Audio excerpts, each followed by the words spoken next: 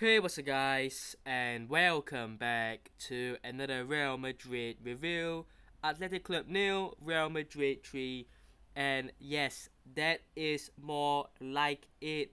Real Madrid, come on! I haven't felt that since that Valencia game back in a month ago. Yeah, a month ago, and wow, what a tough month it has been. And look, I suppose the first thing I want to say is thank goodness this stretch of away games is gone. Okay, this weekend we are back at the Bernabeu, and I am so glad because the players have clearly missed the Bernabeu, and the Bernabeu will be an absolute hostile place this weekend on Sunday. For sure because what this team is going through right now in terms of the performance having dipped and it not being helped that we have played 6 away games, the atmosphere is going to be crazy. And I do believe the players will turn up. But before we get into that, we'll leave that to the preview. Athletic Club are always going to be one of those teams that you just find it tough because the ground in itself, Saint Mames, is a very tough place to go to. And they've got lots of quality players. I mean, Nico Williams, right? Nico Williams is a player that can get into almost every single team in the world. If you think about it, right? When he's at his best, which fortunately for us, he wasn't today, but when he's in his A game, when he's playing really well, the likes of Barcelona wanted him. Bayern Munich wanted him. Arsenal were looking at him. Liverpool were looking at him. This is a player that, can get into the top teams in the world. And they've got all round, you look at the starting 11, they've got all round very good players. Unai Simon, he's the Spain, goalkeeper, the main keeper, right? Laporte, another Spaniard who is part of the national team setup. And not long ago, he was playing for Pep Guardiola's Man City. Dani Vivian, he's a very top centre back, right? I also rate players like Guru Zeta, who could have scored. Alex Berenguer, who could have scored. And they've got younger players like Adama Bordo at left back. Of course, there are players out. Inaki Williams was out. And a few others, I think, were out, and there were a couple suspended. But they are a very good team. Now, obviously, they have obviously um, dropped off a little bit in terms of player quality, and especially now that they're playing the Champions League, it's not easy, right? They have a good squad. Don't get me wrong, like I just said, they've got good players, good squad, but I don't think they've got enough depth to play in both the Champions League and La Liga, right? It's their first time in I don't know how long doing that, but they are sort of suffering from success really because they're down in eighth. I believe they're still eighth, right? They are still eighth, and they're also in the Champions League, right? This is a team that were in the top four and have always really been in the top five, top six. So, probably they will finish in the top six still. Eighth isn't terrible for this stage of the season, but you can clearly tell that in another season, they would have probably given us a tougher game, right? And I'm not saying that to discredit Real Madrid because we played well, right? But I thought Athletic Club Bilbao did not really give us that 100% A game from them, which we can see Nico Williams, right? He didn't really do anything, and he's their most dangerous threat, the most creative threat that um would have hurt us, especially on the right hand side. Trent had a very good game, but again, Trent defensively sometimes is still a little bit suspect. So they could have really hurt us more if Nico Williams was playing better, for sure. But yeah, credits to Bilbao, Athletic Club. I thought they played not terrible. I don't think it was a terrible all-round display. It just wasn't great. But Real Madrid, that was great. And look, the story, the headlines is going to be about Mbappe for sure. But I thought there were other stand-up players. Again, Thibaut Courtois, game of the game, he's there. I thought Carreras had a very good game. And I thought the two centre backs as well, Rudiger and Militao, they are our bread and butter in defence. They are our, dynamic partnership at centre back. And Dean Huijsen is coming, Raul Center is coming in, but at least for the rest of the season, we don't know what's going to happen with Rudiger. He probably will not extend his contract and probably will leave. But Rudiger and Militao, they complement each other so well. In terms of, Rudiger is the more physical player, Militao is the quicker player, the guy who can sweep things up. And Rudiger, obviously the physical presence, Militao as well, by the way, those long diagonal passes forward to Mbappe and Vinicius, that's what he can do as well. So they complement each other really, really well.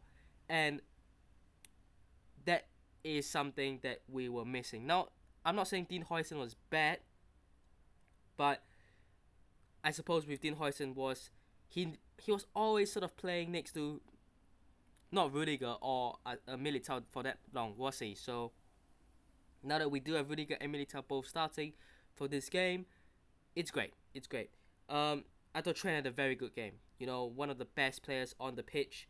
That diagonal pass for the first goal, and he was doing it many times. And not all the time he did it, it worked into a goal, it led to a goal, but he was still doing it really, really well. And that was how we got out of trouble.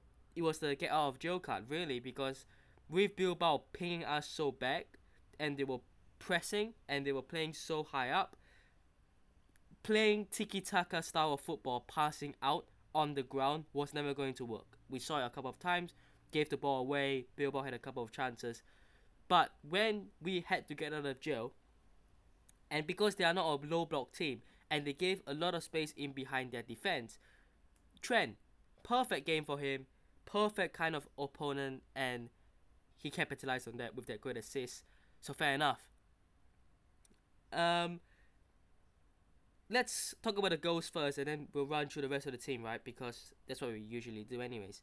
But first goal, like I said, really, really beautiful diagonal switch from Trent. And that was the tough part, quote, tough.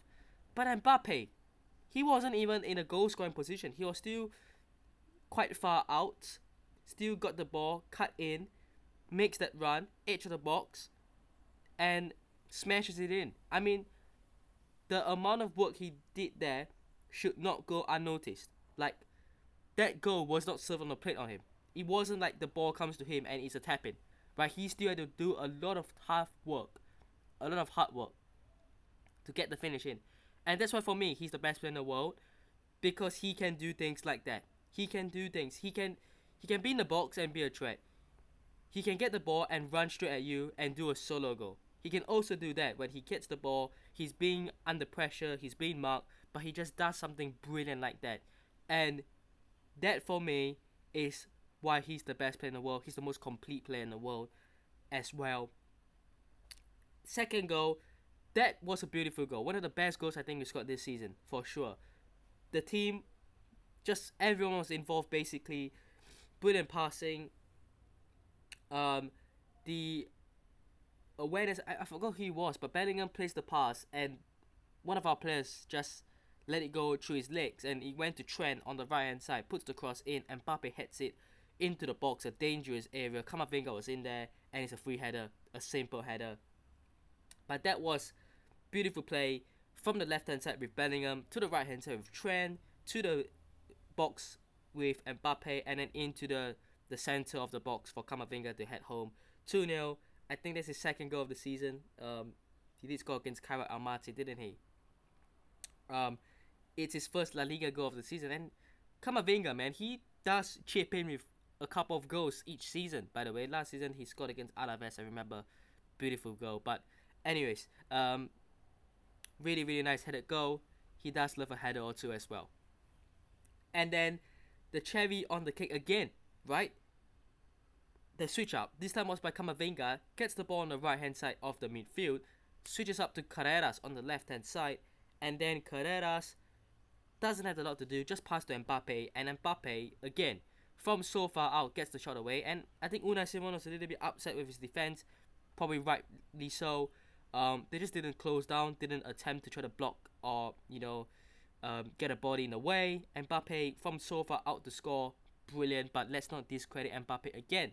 2 golazos by him, really really outstanding work, and yeah, brilliant. Let's continue the rest of the team. Camavinga was excellent, man. Can I just say, I said this in the last game, I believe. Was it against Olympiacos? I don't remember. When Camavinga and Tchouaméni plays together and they play as a pivot, they also complement each other really well. Because again, Tchouaméni is the more physical player in the midfield. Camavinga is the more technical. He can do the long range passing, the switch of the play. He can do the on the ground stuff. And them as a pivot, brilliant. Okay, brilliant. I want to see those two start the next game, right? And then against Man City as well. Then what happened was it was almost like a 4-2-2-2, except Valverde wasn't as offensive as Bellingham. Basically like a 4-2-1-1-2, if that makes sense. But then you had Valverde coming in as well. He was sort of just hugging that slightly central, but also a little bit out to the right hand side, that sort of area. Bellingham was a little bit more offensive, a little bit more, forward, but still coming back, helping out. And then you had a front two of Mbappe and Vini Jr. that was switching around at times, but mainly Vini on the left and Mbappe through the central. And honestly, I said this in the preview, right? And I said this, in the last review. The issue with how we played against Girona was because we didn't have a threat on the right. And I still think that's a problem. I still think that when you play against teams that play low block, that is a problem. Because Vini had a lot of space, Mbappe had a lot of space, Bellingham had a lot of space, and we're not going to get afforded that in most games. So I still believe we need a player like Mastantuono or Brahim Diaz or Rodrigo on the right hand side. But who knows? And how we gonna fit them all in? How we gonna bench Bellingham or Valverde? We can't. So I suspect that we're just gonna stick with what we have right now. But it worked today, and hopefully we can make things with some adjustments to make it work in games that we play against teams that play slightly lower in the low block. But in general, man, I thought that Real Madrid played really, really well, and I'm really, really pleased with that. We saw Rodrigo, Arda Güler, Gonzalo Garcia, Raul Asensio, Brahim Diaz all come on. I suppose the sort of talking point is Endrick being snubbed again. Look, I think Endrick's gonna go on loan, isn't he? I mean, Leon, I think they will get him in. He's just not getting any minutes, and as much as I feel really, really sad and bad for him, which I do, I just don't see a way where he can play at Real Madrid as a striker without getting bullied physically. Like, don't get me wrong, Endrick is a very, very good player. We've seen it last season. But physically, man, like, he gets bullied. Doesn't he? He just gets bullied off the ball. So, that is, the issue. But if he does go, and I think he probably will out on loan, then obviously wish him all the best, right? The subs were decent. Nothing too crazy. I suppose the best sub was probably Raul Asensio. Got a lot of give him a lot of credit, because I thought he came on at right back for the injured Trent and did well. And I think Trent is unfortunately going to be out for the rest of 2025. Unfortunately, according to Fabrizio Romano, and that means he'll miss the Man City game, which could be very, very key. It could be. Camavinga is also slightly injured, but apparently it's not as serious as compared to Trent, at least. Hopefully it's not, because we need Camavinga and Tchouaméni together. But anyways, that'll be it. Hope you guys have enjoyed today's video. Hit the thumbs up, subscribe to the channel on already, and I'll see you guys in the next one. Peace.